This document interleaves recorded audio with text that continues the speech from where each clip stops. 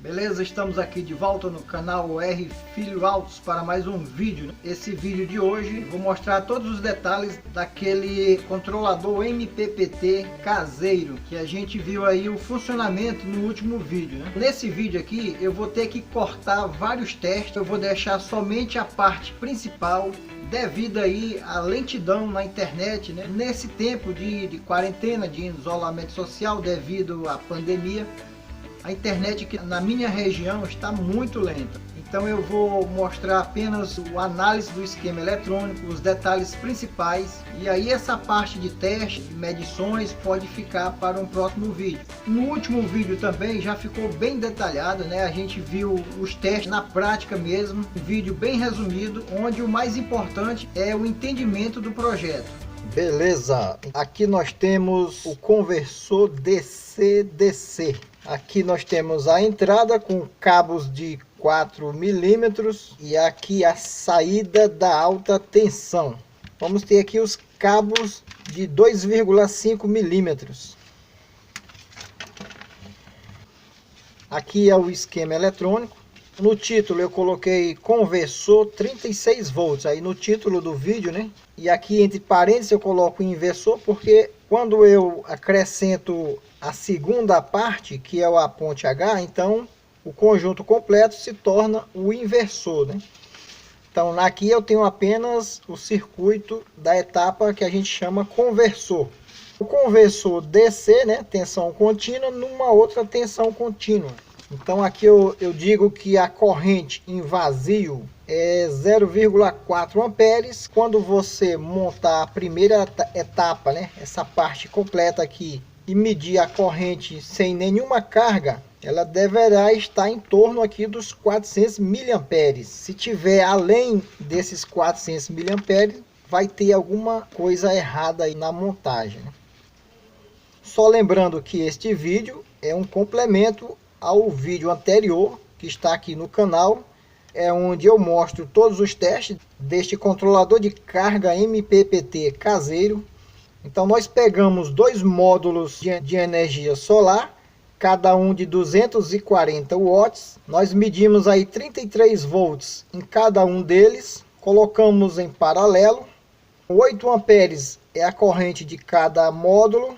Colocando em paralelo, eu permaneço os mesmos 33 volts e eu dobro a minha corrente para 16 amperes. Chega aqui no controlador caseiro. Na saída, nós mostramos aí 14 volts, chegando aí na medição máxima até 28 amperes. Você pode conferir todos esses testes nesse vídeo anterior. Aqui eu estou representando o controlador MPPT caseiro. Ele é formado por um conversor DC-DC mais uma fonte chaveada, né? Essa fonte chaveada já está aí no nosso canal. Temos esses dois vídeos onde eu mostro a montagem de uma fonte chaveada, né? Reaproveitando a partir de fontes de computadores. A fonte chaveada, ela pega uma variação aqui nessa faixa aí de 180 a 230 volts e ela consegue deixar aqui na saída uma tensão constante, de acordo com o que eu ajustar. De acordo com a intensidade dos raios solares, eu vou ter uma tensão aqui variando.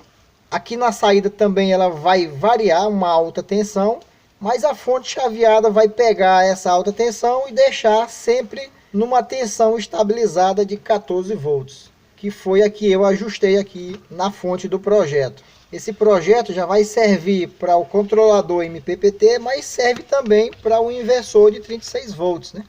Aqui temos a entrada, positivo e negativo, será ligada nos módulos de energia solar.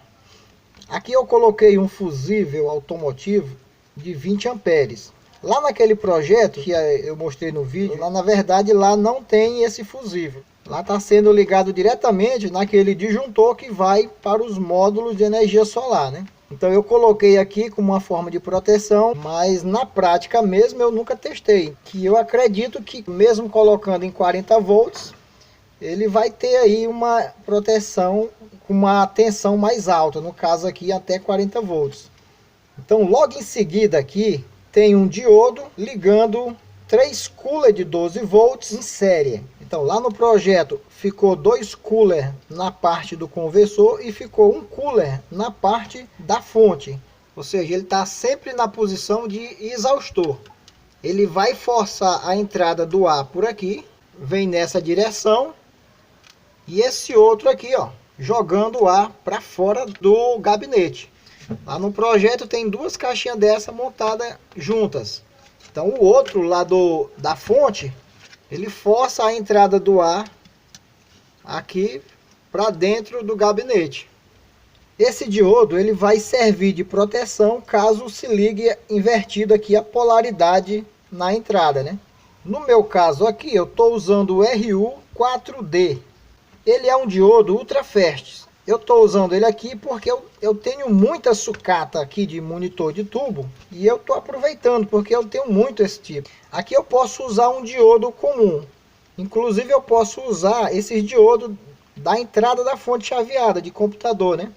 RL207, um N5406. Então eu não posso ligar o meu circuito integrado com alimentação diretamente da placa, porque vai ficar uma variação e vai ficar muito alta aqui a tensão de alimentação do circuito. Para isso eu vou usar esse circuito aqui com diodo Zen e um resistor para baixar e ajustar essa tensão na faixa dos 12 volts ou 15 volts. Esse resistor ele vai aquecer um pouco, por isso que ele tem que ser de 1 watts, né? E o meu diodo Zener também tem que ser de potência, né? No caso aqui 5 watts. E daí eu juntei esses 2 resistores e consegui aqui 450, né? Ficou bem próximo dos 470, mas eu não posso fugir muito desse valor aqui, né? Eu ficar nessa faixa aí de 450 a 470 não vai ter problema. Aqui eu tenho esse diodo Zener de potência de 5 watts. Desse ponto aqui eu tenho um diodo ultra fast.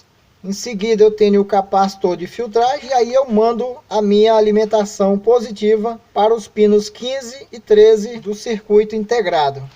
Esse daqui é o esquema eletrônico do inversor caseiro para geladeira e bomba d'água. Nesse esquema, o diodo ele vem aqui para proteger contra a inversão de polaridade o circuito integrado.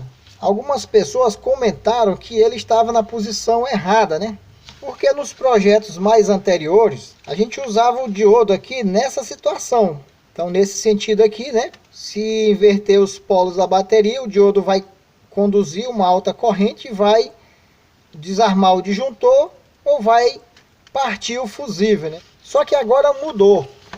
Se você abrir aí qualquer inversor desses profissionais, né, comerciais mesmo, eles não usam aquele sistema ali. Então esses modelos agora, eles usam um diodo apenas para proteger a parte do oscilador. Então uma vez, se a pessoa errar, né, ligar os cabos do inversor invertido lá na bateria, então a alimentação não vem mais para a parte do oscilador, mas a alimentação vai vir para o capacitor e vai vir para os MOSFETs, né? Polarizados inversamente, né? De forma invertida, eles irão fazer uma alta condução de corrente que vai abrir o disjuntor, né? Então eu já fiz vários testes e dessa forma não queimam os MOSFETs, ele sempre desarma aqui o disjuntor, né? Certo? Então essa tecnologia eu pesquei aí já dos projetos comerciais. Agora voltando aqui para o nosso esquema eletrônico, temos aqui o UF5402, que vem aqui para alimentação do pino 15 e que está ligado aqui no pino 13. E aqui é o capacitor de 470 por 16 volts. Aqui no circuito integrado não tem nenhum segredo, né? Igualmente aí ao do inversor que a gente já mostrou. Aqui eu estou trazendo mais algumas opções para ligar aqui no capacitor e no resistor, que são responsáveis pela geração da frequência, né? Se aqui no capacitor eu usar o de 1 nanofarad, né, esse resistor vai ser de 22K, para que eu tenha uma frequência da ordem de 30 a 32 kHz, né? E aqui você tem mais opções, né? Então para cada capacitor vai ser uma resistência diferente, Aqui eu coloquei os valores reais que eu fiz a medição. O capacitor ele mediu 4,87 nanofarad, mais o resistor mediu 4,67K. E aqui nessa placa eu obtive uma frequência de 32,2 kHz. Aqui eu anotei 220 miliamperes, foi a corrente em vazio, testando somente a placa, sem ligar os ventiladores, né? O resistor eu estou utilizando 4,7K e o capacitor de 4,7 nanofarad. 2A472. Aqui nós temos o capacitor de entrada, que é o de 2.200 microfarad por 50 volts. Então chegamos aqui nos dois MOSFETs, né? IRFP260N. É um MOSFET aí para 200 volts e 50 amperes, né? Nesse conversor aqui, eu já testei a entrada até 50 volts, né? Eu tenho aqui uma fonte variável, né? Uma fonte de computador. Eu variando essa fonte na faixa dos 30 até 50 volts, eu consigo fazer funcionar perfeitamente esse conversor. Inclusive, mais à frente eu vou mostrar aí também o projeto dessa fonte. O que quer dizer que esse conversor, além de eu poder usar ele em 36 volts, eu posso também usar em 48 volts. O transformador, ele suportou tanto para 36 como para 48, né? No caso, eu posso usar tanto com 3 baterias, também com 4 baterias, né? Então a gente vai ver mais à frente mais detalhes do que eu estou falando. Os resistores de gate, eu estou usando aqui o resistor de 8,2R, né? Cinza, vermelho e ouro. Cinza, vermelho e ouro. Aqui eu vou abrir um parênteses também a respeito do nosso último projeto. Algumas pessoas relataram que os MOSFETs chegam a esquentar, né? Então, como nesse projeto o resistor era de 22R, então você vai trocar esses resistores pelos resistores de 8,2R, né? Alguns MOSFETs, eles trabalham melhor com 22 e outros tipos de MOSFETs trabalham melhor com os de 8,2, né? Aqui temos o resistor de 10R e um capacitor de 1 nanofarad, então que ajudam a eliminar um pouco a interferência da alta frequência, né? Então aqui na montagem eu coloquei na parte de baixo, são componentes simples, é o resistor de 1/8 mesmo. Então beleza, agora vamos para o transformador, né? Nós vamos usar a entrada, né? Que lá na fonte é usada para os 12 volts, né? Essa entrada aqui, ela vai servir para fazer os inversores de 24 volts, 36 volts e 48 volts. Para 24 volts eu já usei uma potência maior. Para 36 volts eu usei aí nos controladores MPPT que mostrei no último vídeo. E para 48 volts eu já testei com a carga na saída AC até 1,2 amperes em 220. Esse pino com esse pino aqui são os pinos dos 12 volts que é usado na fonte. E que aqui eu estou entrando com a minha tensão de 36 volts até 50 volts nesses dois pinos, né?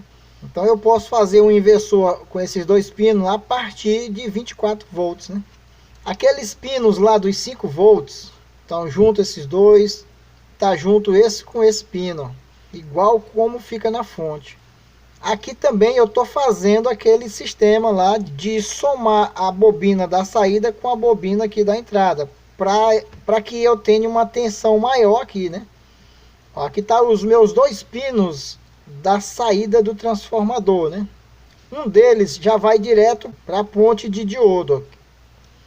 Então vai entrando aqui, né? Só que esse pino aqui, ele não vai direto para a ponte de diodo. Eu faço a jogada aqui, ele vem aqui, entra nessa bobina aqui, sai aqui, e aqui é que ele entra na ponte de diodos ultra férteis, né? Então nada mais é do que isso aqui. Um vai direto para a ponte e já o outro lado aqui do enrolamento, né, vem para cá, e desse pino é que vem para a ponte de diodos, né? Aqui está a ponte de diodos ultrafertes. Então eu coloquei com a frente para esse lado de cá, né? Toda vez que eu vou montar essa ponte aqui na placa, eu gosto de usar uma cola, né? Para que eu não erre na hora de fazer a soldagem, né? Então aqui é o anodo e o cátodo, todos eles na mesma posição. Esse aqui é o sistema de ligação embaixo da placa, né? Um pino do transformador já vai entrar aqui, ó. Passa por baixo desse diodo que vem para cá, né? E aqui o transformador vem para cá, né? Faz aquelas jogadas do enrolamento e ele volta para esse lado de cada ponte H, ó. Então aqui já é o anodo desse diodo aqui, né? Aqui o anodo do outro diodo vem para cá, ó. Aqui já é o cátodo desse diodo aqui. E o cátodo do outro diodo, ó, é o que vem para cá, ó. Aqui é um dos pinos do transformador, ó, ele já entra aqui, ó, entre um anodo aqui e um cátodo aqui, ó. O outro pino do transformador é o que vem para cá, né? Faz a jogada lá com o enrolamento e vem diretamente aqui, ó. Ele já entra no anodo aqui e entra num cátodo aqui, ó. Aqui está a separação da trilha. Aqui eu estou usando dois capacitores de fonte chaveada. Então, ao invés de usar um capacitor de 400 volts, eu estou usando dois de 200 volts, né? É uma forma de eu estar reaproveitando e também vocês vão ver que vai servir também para ligar lá na fonte chaveada, na segunda parte do controlador MPPT, né? Quando eu for ligar esse conversor na entrada da fonte chaveada, eu não vou precisar da primeira parte lá da fonte chaveada. Eu já posso ligar aqui, ó, essa parte aqui já pode ser ligada lá diretamente, onde entra o capacitor da fonte, né?